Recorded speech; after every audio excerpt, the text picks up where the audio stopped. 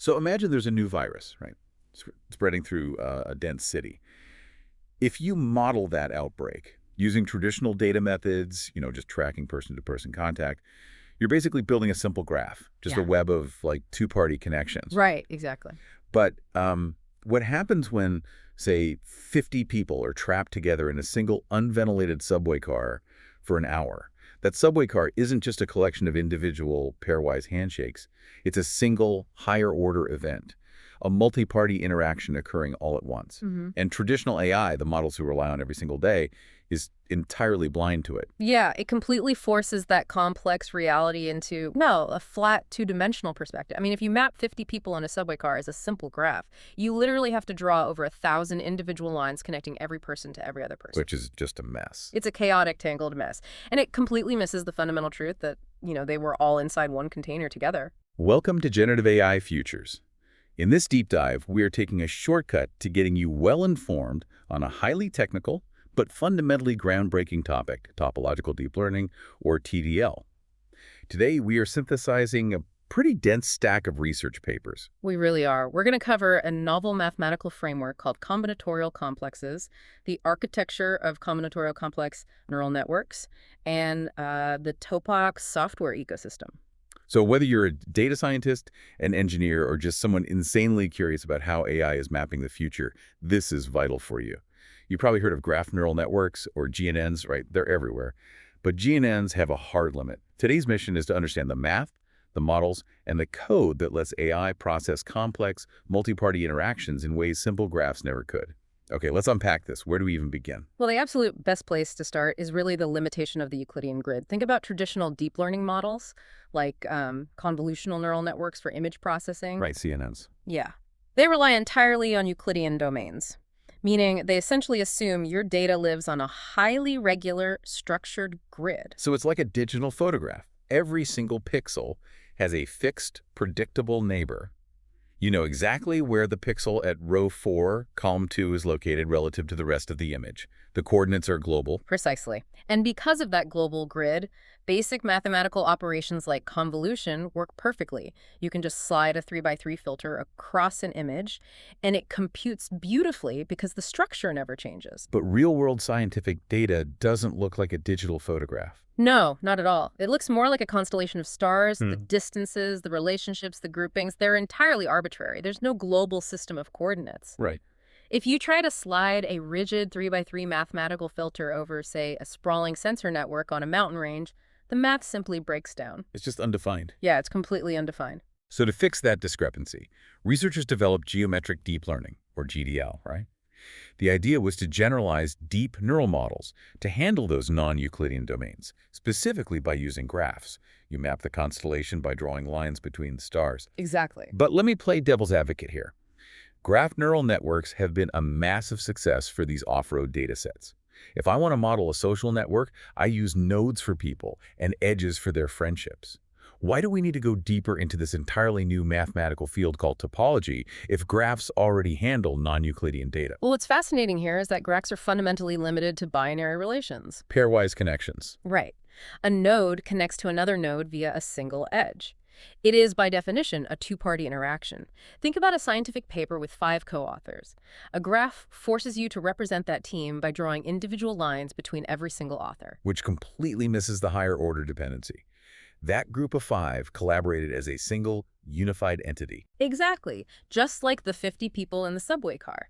When you force a multi-way interaction into a web of pairwise edges, you lose the shape of the event. You're leaving massive amounts of predictive information on the table because your data structure mathematically cannot hold it. Right. And that realization forced researchers to look beyond simple geometry and turn to topology. Topology is the mathematical study of properties that are preserved through deformation, twisting, and stretching. It's really about understanding holes, cavities, and cycles in space. So to do that, the researchers break down 3 current mathematical structures used to model these higher order networks, right? Simplicial complexes, hypergraphs, and cell complexes.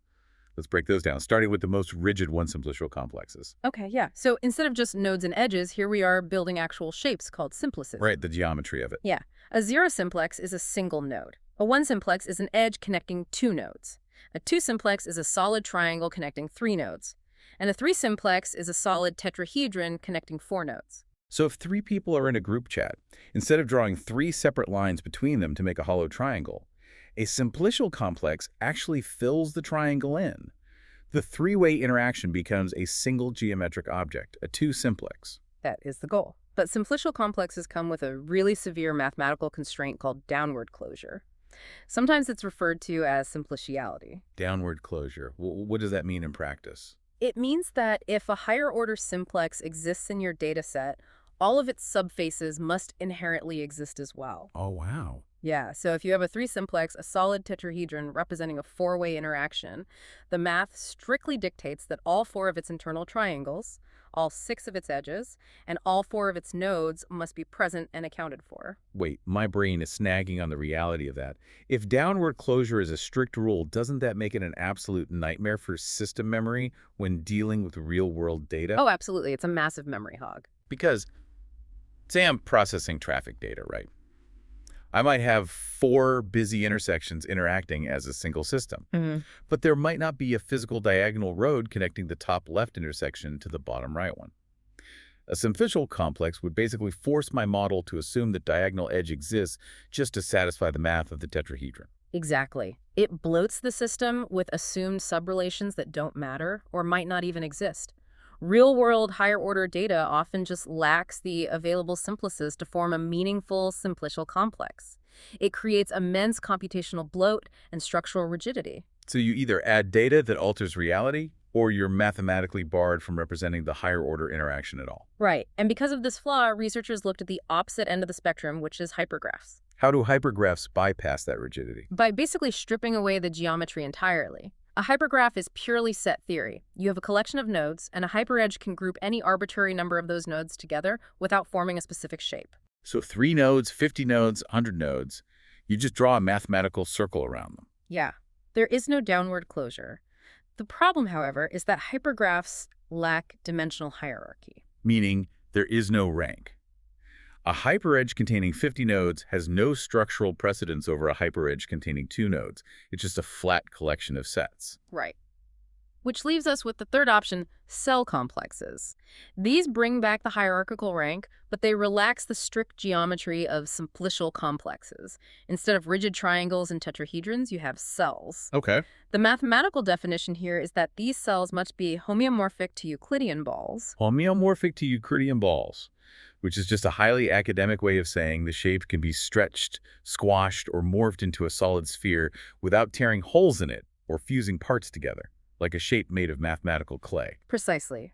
Cell complexes are much more flexible because they don't require strict downward closure for every single subface, but they still impose certain geometric constraints that can limit how arbitrary data is grouped.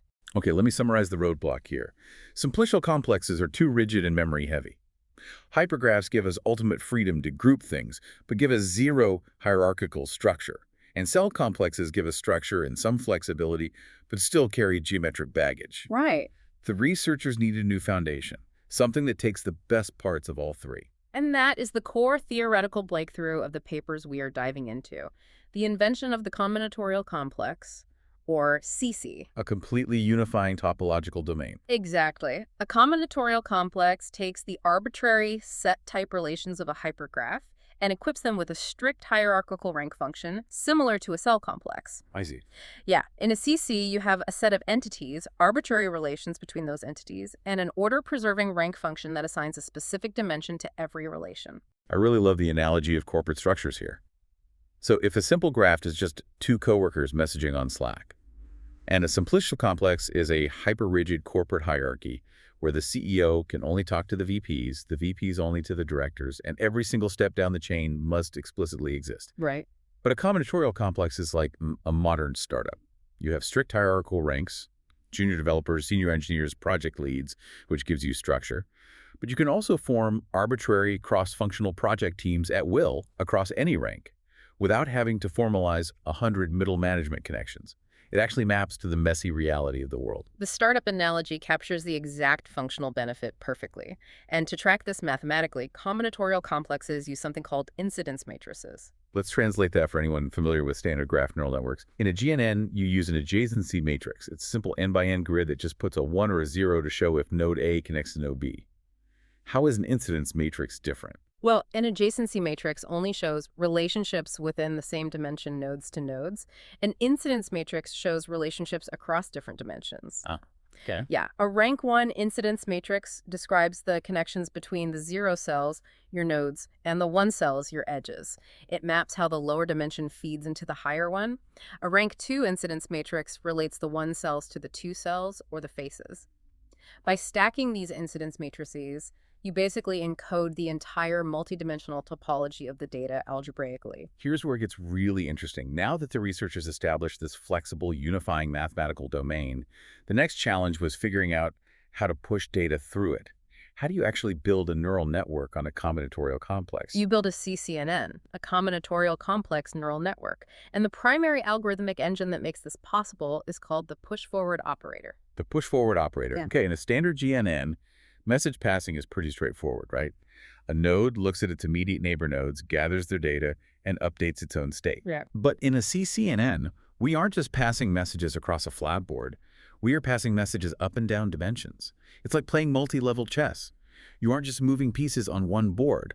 A pawn on level 1 is transmitting its state to a knight on level 2, which is influencing the entire quadrant on level 3. That's a great way to visualize it. The push-forward operator is the specific mathematical function that routes those cross-dimensional features. It facilitates 3 primary directions of information flow. First, there's the self-update. Okay. This is information flowing between different dimensions of the exact same object. Imagine a solid triangle passing a summary of its data down to its own edges. Makes sense. Second, there is the down message. This is information flowing through shared boundaries, computed using a down Laplacian. Okay, and the third? The up message, where information flows through higher order inclusions, computed via the up Laplacian.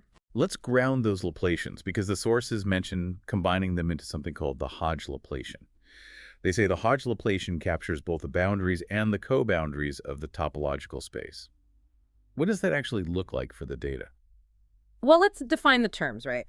A boundary basically consists of the lower dimensional components that make up an object. So the boundary of a 2-cell, which is a face, is just the set of 1-cell edges that outline it. Right. And a co-boundary goes the other direction. The co-boundary of an edge is the set of all the higher dimensional faces that share that specific edge. Got it. So the Hodge Laplacian is just a matrix operator that processes both of those simultaneously. It allows the neural network to update a feature by looking at what builds it from below and what it contributes to from above. I have to push back here on the mechanics of that message passing. Wait, if we are passing messages everywhere across all these dimensions using what the sources call isotropic aggregation, where all neighbors contribute equally, doesn't that just wash out the signal? If a single node is taking in data from 50 edges and 20 faces all at equal volume, aren't we risking massive oversmoothing? This raises an important question. The risk of oversmoothing is a well-documented flaw in standard convolutional approaches, like CCCNNs. If you aggregate data diffusively, treating every incoming signal with equal weight, you lose the sharp expressiveness of the model. Right. The researchers address this exact issue by implementing attention mechanisms, creating CCNN's combinatorial complex attention neural networks. Attention, the same core mechanism that powers large language models. Exactly the same principle, but applied to topology. Unlike convolutional models, an attention-based CCNN assigns a learned probability distribution to the local neighborhood. It dynamically weighs the importance of every incoming message based on the specific task, completely ignoring noise. So if a 2-cell holds critical predictive information for a 0-cell, the attention mechanism turns the mathematical volume all the way up on that specific cross-dimensional connection and just mutes the 50 noisy, irrelevant edges. Exactly. It surgically extracts the task-relevant information and completely solves the oversmoothing problem.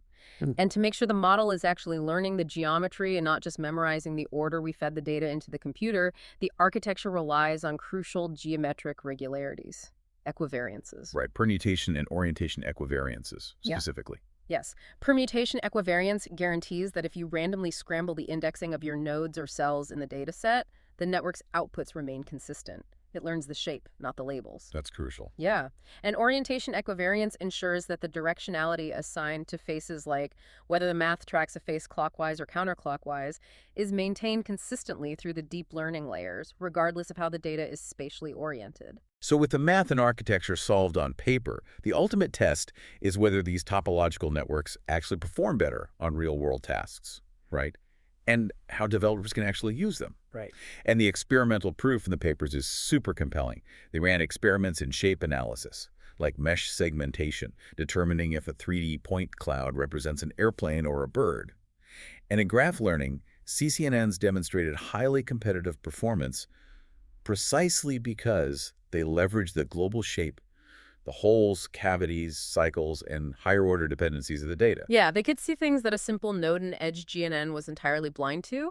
But if you're an engineer sitting at your desk, you don't want to spend 6 months writing custom Hodge Laplacian matrix multipliers from scratch. The transition from theoretical paper to practical application is where the TopoX software ecosystem comes in. Let's talk about TopoX. It is a comprehensive Python ecosystem designed to abstract the heavy algebraic topology away from the developer. Let's walk through it. Suppose you're building a model to predict how a new drug molecule binds to a multi-protein complex. You can't use a simple graph, you need higher-order structures. Okay, so I have my raw data set of atoms and complex interactions. Step 1. Step 1 is TopoX. You feed your raw data into TopoX to construct the topological domains, the nodes, edges, and cells. You tell it to build a combinatorial complex. Under the hood, TopoX computes the rank 1 and rank 2 incidence matrices, and it automatically generates the up and down Laplacians. So TopoX basically builds the multi-level chessboard. Step 2 is TopoMedX. Neural networks need vectors, not abstract shapes. TopoMedX embeds these topological domains into vector spaces. It takes algorithms you might know from standard graph theory, like Node2Vec, and generalizes them into things like Cell2Vec. It translates the board into numbers. And step 3 is TopoModelX. This library is built directly on top of PyTorch. It provides a comprehensive toolbox of higher-order message passing functions. Instead of writing the push-forward operator from scratch, you just call a function in TopoModelX. So TopoX is essentially doing for topology what scikit-learn or PyTorch did for traditional machine learning, right? Taking esoteric whiteboard math and making it a plug-and-play toolkit for the rest of us. The workflow is seamless. If we connect this to the bigger picture, understanding the manifold to which a dataset belongs ultimately allows for vastly more effective signal extraction from noisy, limited data. When the AI understands the true multidimensional shape, it just performs better. So what does this all mean for you?